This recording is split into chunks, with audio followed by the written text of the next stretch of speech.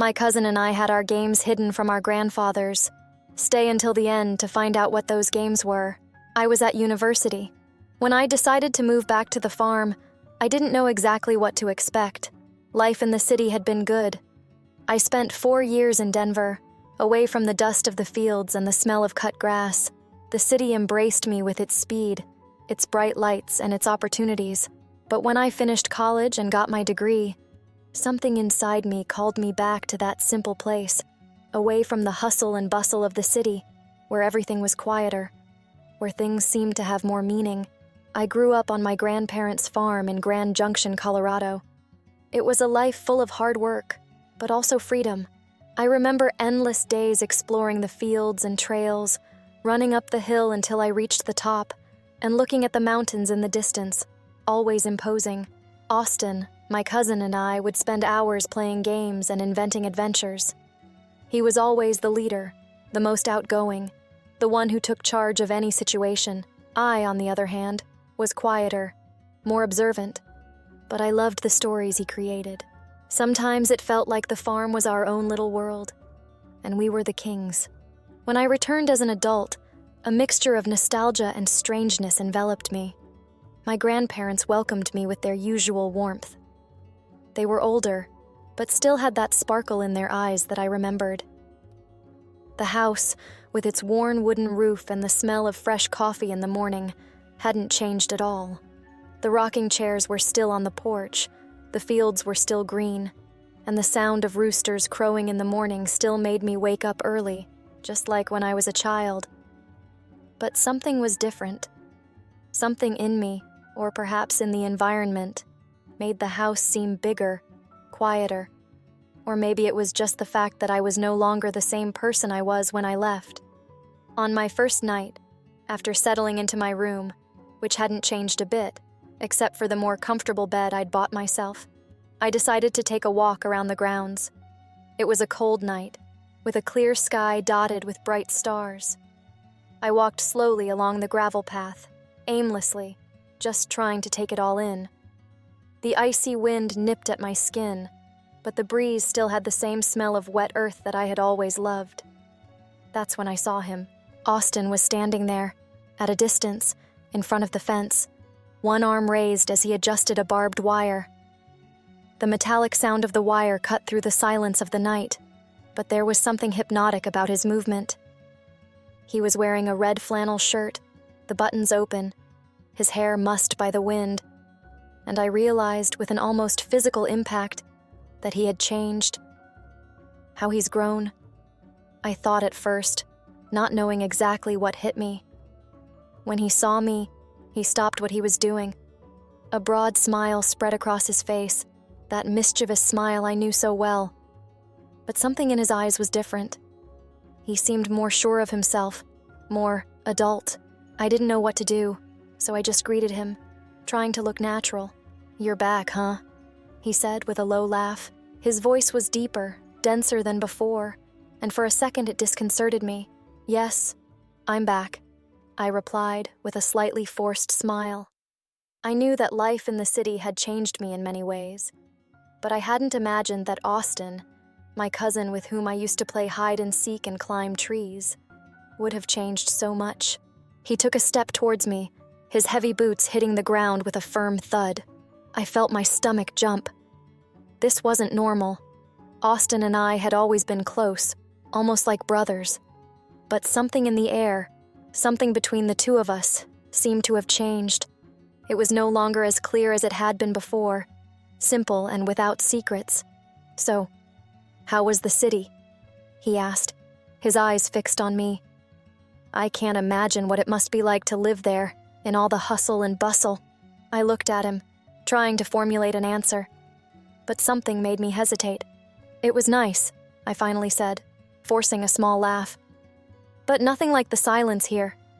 The city is different. Kind of lonely, you know?" He nodded slowly, still watching me with an intensity I couldn't identify. I wondered for a moment if he was looking at me like that, because he still saw me as the same girl who left there years ago. Or maybe it was something new, a change I didn't want to see. I turned away quickly, feeling a heat rise to my face. Austin noticed and made a joke, something about the loneliness of the city, trying to ease the tension I had created myself. But I was no longer as comfortable with him as before. I felt different. That night, before I went to sleep, I kept thinking about him. There had always been something charming about Austin, but now, with his thin beard starting to grow and his muscles more defined, he seemed almost unattainable. I wondered why my mind kept going back to those images of him, how he moved with confidence and ease, how his voice sounded like a soft bass that seemed to touch my chest. The truth was that something had changed, yes, but I wasn't sure what it was. Perhaps it was the fact that I now saw him as a man, and not as the rowdy cousin from before. Maybe it was the fact that I had changed too. I wasn't the same girl as before, and neither was he. That night, I couldn't sleep properly. I didn't know if what I was feeling for him was just a passing reaction, something caused by longing, or if there was something more, something I didn't want to admit. I only knew one thing. Austin had changed in a way that I couldn't ignore. And the worst thing was that, contrary to what I had imagined, I didn't want to ignore it. I spent the first few days on the farm adapting to the routine again. I woke up early, helped my grandmother prepare breakfast. Sometimes went to the village store to sell fresh eggs or milk. I wasn't completely disconnected from simple farm life, but something inside me felt out of place, as if the place was still familiar. But now I was a stranger. The hardest times, however, were when Austin was around. Austin was always busy with the farm work, tidying fences, feeding the animals, fixing the old corn grinding machine. And he never seemed tired. He had an energy I hadn't seen before. I found myself watching him more than I should have, perhaps out of curiosity, perhaps because the change in him was undeniable. It was as if the person he had been in the past had given way to someone new, someone who no longer fit the old mold. There was one particularly cold morning, where the sky was overcast and the cutting wind made the trees sway. That made me notice the changes in Austin even more.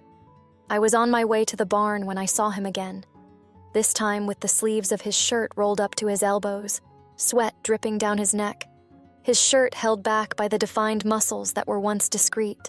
I could smell the earth mixed with his sweat, something primal, something that made me uneasy, but I tried to ignore it. "Do you want some help?" I asked, trying to disguise the growing discomfort in my chest. I didn't know what I was feeling myself, but I knew that my voice sounded more nervous than usual. Austin stopped fiddling with the fence and looked up. He smiled, but this time it was more subtle, as if he knew something I didn't. "I'm not going to say no," he replied in a soft, almost teasing tone of voice. He then moved away, giving me room to walk over to him. I was tense, not knowing if I really wanted to help, or if I was just looking for an excuse to get closer to him. As I got closer, I noticed how different he looked. Austin had always had a kind of magnetic presence, but now he was almost implacable. He seemed more confident, as if he had matured into something I couldn't understand. "So, what have you been doing around here?" he asked, as we bent down to examine a broken part of the fence. "I feel like you haven't been around as much, Isabella. How's life in the city? It must be very different." I was so close to him that I could feel the warmth of his body and smell the earth, and my heart started racing for no reason. I took a deep breath before answering, trying to find some stability within myself. Yes, it's quite different," I said, trying not to stare too long at the visible muscles in his legs as he squatted down. "But, you know, I've got used to it. The city has its charm, but here, everything is more real." He looked at me with piercing eyes that now seemed more intense than before. "I like the reality here, the hard work, the simplicity. And you, Isabella? What do you want? What do you seek?" I was silent for a moment, his gaze sweeping across me in a way that disconcerted me. He had always known me, but he seemed to understand me in a new way, as if he had learned to see me with different eyes, more mature, more accurate. I didn't know how to answer those questions. Deep down, a part of me wanted to shout that I didn't know what I was looking for, that I was lost in that once safe place. "I don't know," I finally answered, looking away to the field in front of us, as if I could find an answer there. I just need time to understand." The tension between us was growing, but I didn't know how to deal with it. Austin had always been direct, but now there was a new layer to his personality, something deeper. And that bothered me in a way I didn't know how to handle. How could my cousin, that boy I used to run around with on the farm tracks, have turned into this? One late afternoon, when we were all out on the veranda, drinking lemonade and chatting, Austin approached me. He had a serious, closed expression, as if he had something on his mind.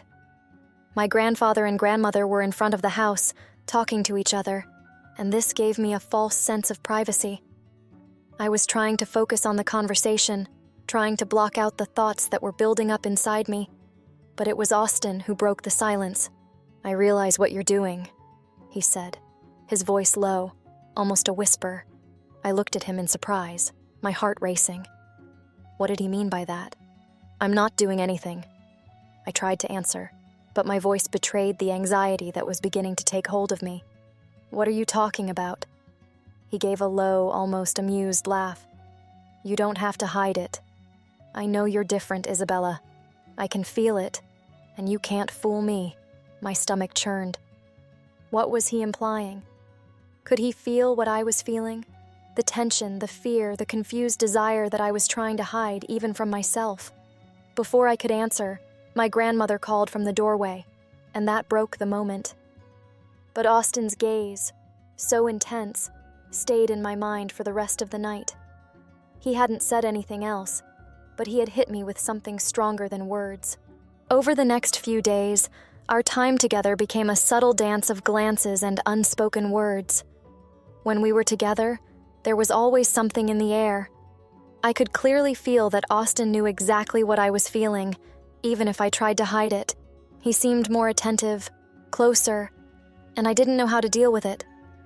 Part of me wanted to push him away, as if it were a natural reflex, but another part wanted him to stay there, close to me, forever. I didn't know what to do. But one thing was certain. Austin had changed, and so had I. Spring had arrived in Grand Junction with the promise of warmer days and the renewal of nature. But for me, the changes taking place on the farm were much more profound than the seasons. The countryside continued to stretch beyond the horizon, but my gaze was no longer lost in the infinity of the distant mountains. My mind was focused on something else, on someone else. Austin. I no longer knew how to face the days by his side. Every look, every smile seemed to carry a weight that I couldn't understand. Conversations were denser, more charged. The way he watched me, the way he approached me, made my heart race in a way that I desperately tried to ignore. But it was impossible. One Saturday morning, while the farm was still covered in early morning dew, I decided to go for a walk. The cold wind cut through the air, and the leaves of the trees swayed gently, creating a sound that calmed me, but couldn't dispel the restlessness that was growing inside me. I went to the field behind the house, where the corn was starting to sprout. And there, I found Austin. He was crouched down, observing the ground with a concentrated expression, as always. But something in his manner made me stop. His body seemed more muscular, more defined. His sweaty shirt clung to his chest, the muscles in his legs standing out as he bent down. He didn't look like the carefree boy I remembered, but a man, a stranger to me, and at the same time, someone all too familiar. "Are you here? Everything okay?" I asked, trying to disguise the tension in my voice. I didn't know if I was more nervous about my own presence or his. He looked up slowly, as if he had sensed me before he saw me. The smile appeared slowly, but it was a different smile. One that wasn't just welcoming. There was something about it, an intensity, that made me hold my breath. Yeah, just taking a look at the plants. He stood up and came closer. Are you okay? You look different. I took a step back, trying to hide the discomfort he was now causing me. But he didn't stop watching me, his eyes fixed on mine with a curiosity that seemed deeper than anything else. I tried to shake off the feeling that he saw something in me that I didn't understand myself. Me? I'm just thinking, I said, my voice quieter than I felt, but he didn't seem convinced. Thinking? What about? He asked, taking a step towards me. I could smell the earth mixed with his light perfume. He was so close that I could see the details of his face, his firm jaw and intense gaze, as if he was waiting for an answer he didn't know how to give. What do you think I'm thinking? I dared to tease, trying to dispel the growing tension that was enveloping me. Austin looked at me, and I felt a flame ignite in his gaze. It was a flame I didn't know whether to put out or feed. I think you're thinking about a lot of things. Maybe even about me, he said, his voice soft but firm, as if he were stating an inescapable truth.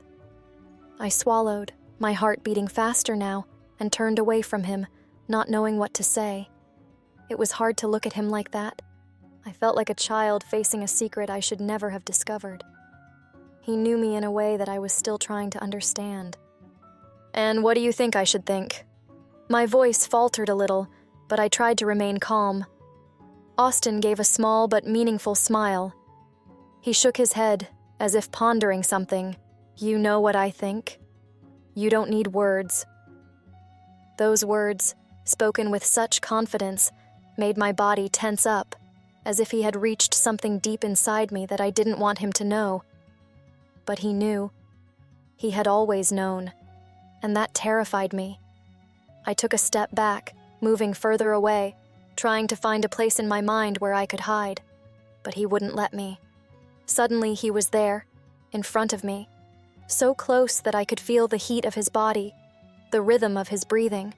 You don't have to move away, he said, with a softer tone now. I'm just trying to understand what's happening between the two of us. We don't need to run, we can just be. I wanted to scream. I wanted to run away and forget everything that was happening between us, but I couldn't. Something inside me was breaking. Something inside me was breaking. Something I didn't know how to control. Austin's gaze was like an anchor, holding me in place, forcing me to face something I wasn't ready to admit. I don't know what you mean by that, I whispered, my voice shaking. I didn't know whether to say it to him or to myself. I was frightened by what I was feeling, by the intensity of that closeness. Austin took a step closer, now so close that I could feel his breath touching my face. I think you know, Isabella. I'm not that boy you used to play with. I've grown up, and so have you. We're not in the past anymore. Those words cut me in a way I wasn't prepared for. I looked him in the eye, and, for the first time, I didn't see the Austin of before. I saw a man, a stranger, and at the same time, someone who seemed to have discovered all my deepest secrets. And I was scared, more than I'd like to admit. I have to go, I said, finally managing to turn my back and walk away from him. My heart was racing, and I felt that if I stayed any longer, I wouldn't be able to resist what he was offering me. I didn't know if I wanted more, or if the fear of losing myself in what he was suggesting was greater. But Austin didn't follow me. He stood there, watching me go, and I knew that something between us had changed forever. It was no longer a question of friendship or family. There was something else, something I couldn't ignore, and which he seemed to understand better than I did. Over the next few days, I tried to avoid Austin, but he was always around, in every corner of the house, in the fields, on the trails, always with that look of someone who knows too much. He didn't push me, but the way we looked at each other, the way he was always by my side, made everything more complicated. I knew I couldn't ignore it any longer. I knew that what I felt for him was more than just confusion. It was desire. and it was suffocating me. The air was warmer than usual that afternoon. The sun was already beginning to hide behind the mountains, but the heat still lingered, squeezing the countryside into a muffled stillness. I was alone on the veranda, watching the horizon as the wind gently stirred the leaves on the trees. The house was silent, the grandparents were inside, and the world seemed to have stopped for a moment. But my world didn't stop. I couldn't stop thinking about Austin, and that afternoon, more than ever, I knew that something was about to happen, something I couldn't avoid. In the days before, I'd tried to run away. I'd avoided the fields, ignored his stares, and even tried to convince myself that everything was fine. But when he approached, something inside me exploded in a mixture of fear and desire. It was as if a flame was burning inside me, something I couldn't control, didn't want to control. I was lost. That's when he appeared. I saw him walking across the field, coming towards me. Austin didn't seem to mind the heat. His flannel shirt was sweaty, his arms were tattooed, his hair messed up by the wind. He had a confidence that seemed to overflow. When he reached the balcony door, he didn't say anything straight away. He just looked at me with a penetrating gaze. It was a look that knew more than I wanted it to know. "You're not running away today," he said, his voice low, almost challenging. His presence was overwhelming, and I could feel my heartbeat accelerating, as if in response to his. "I'm not running away," I replied, trying to sound calmer than I really was.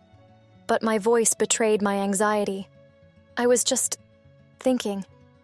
He took a step towards me, and I felt the pressure increase, as if the air had become denser between us. I forced myself not to pull back, but I couldn't avoid the growing heat emanating from him, nor the invisible tension that hung over us both. Thinking about what? He was so close now that I could hear his breathing, every word like a whisper that cut through the silence. Austin seemed to know exactly what was going on, as if he had realized it before I had. "I don't know," I said, my voice almost breaking. Maybe everything, maybe nothing. But in truth, I knew what I was thinking. I was thinking about him, thinking about how much he had changed, how much I had changed, and what was happening between the two of us. "I don't know what to do, Austin." He moved even closer, and the heat between us became unbearable. His eyes were fixed on mine with an intensity that made me hesitate. I wanted to get away. I wanted to run to any other place where it wasn't real, but something inside me stopped me from taking the next step. "You don't have to run away, Isabella," he said softly, but with a force that pierced me. "I'm also trying to understand what's going on." He was so close now that I could smell his sweat mixed with the perfume of the field, and his imposing presence enveloped me like a storm about to hit. I was lost, trapped in that gaze, in that closeness. "I know you feel it," he continued, his voice softer, almost a whisper, but his words pounded inside me with the force of thunder.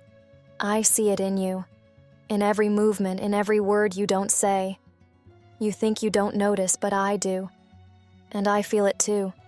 I took a deep breath, trying to find some stability. I knew what he wanted to say, but I didn't want to hear it. I didn't want to admit that it was happening. I didn't want to face what he was offering me, what he wanted from me. It wasn't just desire. It was something deeper, something I wasn't ready to accept. I can't do this, Austin," I said, my voice shaking. "It can't happen. We're family." Austin seemed to weigh up the words I had just said. He took a step back, but his eyes never left mine. "We're family, yes. But life isn't that simple, Isabella. It's not as clear-cut as you want it to be. Things change. People change. And you can't deny what you feel. You can't deny what's happening between us." I couldn't look at him any longer. My eyes filled with tears that I didn't want to let fall. I felt a mixture of guilt, desire, and fear. What he was saying made sense, but I didn't want to admit it. I didn't want it to be real.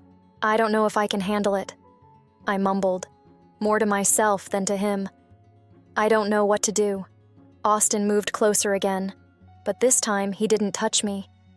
He leaned forward, his eyes fixed on mine, as if he was waiting for me to say something else, something I didn't know what it was.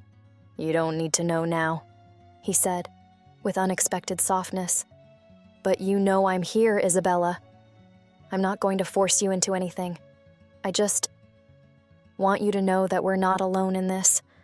I feel it too, and you don't have to carry it alone. Those words, so simple and yet so profound, hit me like a blow. I felt their weight, their honesty, and it was as if something inside me broke. I was faced with an impossible choice, a chasm between what I wanted and what was right. But what was right? What was wrong? And how could I decide? I didn't know. I didn't know anymore. I can't promise anything, I whispered, my words shaky but sincere. I don't know what to do, Austin. But I don't know if I can just ignore what's happening. He looked at me with an intensity that seemed to see right through me. You don't have to decide now, but you don't have to deny what you feel. Sometimes the hardest things are the ones that matter the most. I took a deep breath, trying to control the storm inside me.